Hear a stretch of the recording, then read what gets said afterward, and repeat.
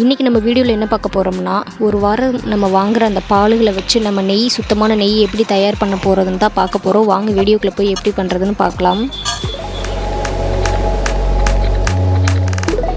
நம்ம இந்த மாதிரி தயிர் ஆடைகள், இந்த பால் ஆடைகள் இதெல்லாமே நம்ம ஒரு வாரம் ஃபுல்லும் நம்ம வாங்குகிற பால்களை நல்லா சேர்த்தி வச்சு நம்ம இது வந்து மிக்ஸி ஜாரில் நம்ம போட்டு நல்லா தண்ணியில் ஊற்றி நல்லா கூலிங்கான ஐஸ் வாட்டர்லாம் நல்லா ஊற்றிக்கலாம்.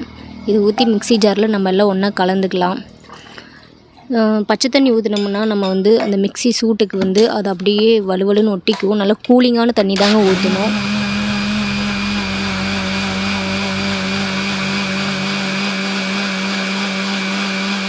இந்த மாதிரி கொஞ்சம் கொஞ்சமாக வைப்ரேட்டில் விட்டு விட்டு எடுத்தோம்னா வெண்ணெய் நல்லா திரண்டு வர்றது அங்கே மேலேயே நல்லா தெரியும்.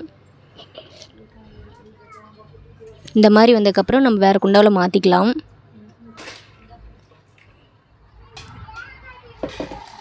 இதில் நல்லா கூலிங்கான ஒரு ஐஸ் வாட்டர் தண்ணி ஊற்றி வச்சுட்டு இந்த மாதிரி நல்ல வெண்ணெய்களை எடுத்து நம்ம அதில் மாற்றிக்கலாம்.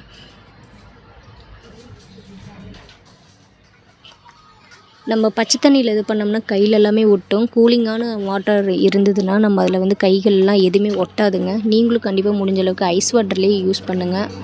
இந்த மாதிரி நம்ம ஐஸ் வாட்டரில் நல்லா வெண்ணெயை நல்லா அலசி ஒரு வடைச்சட்டியில் மாற்றிக்கலாம். இது நான் 2 நாளைக்கு முன்னாடி எடுத்த வெண்ணெய். இதெல்லாம் நல்லா சேர்த்தி நம்ம இப்போ வந்து அடுப்பில் வச்சிடலாம்.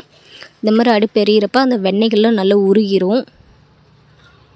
மோர் ரெடி. மோர் வந்து நம்ம யூஸ் பண்ணிக்கலாம். அடிக்கிற வெயிலுக்கு மோர் நல்லது. இந்த மாதிரி நல்லா ஒரு பக்குவத்துக்கு வெண்ணெய் எல்லாமே கரைஞ்சதுக்கப்புறம் நம்ம ஒரு ஸ்டேஜுக்கு அப்புறம் நம்ம வந்து கருவேப்பிலை ஒரு 2 கைப்பிடி கொத்து போடுறோம்.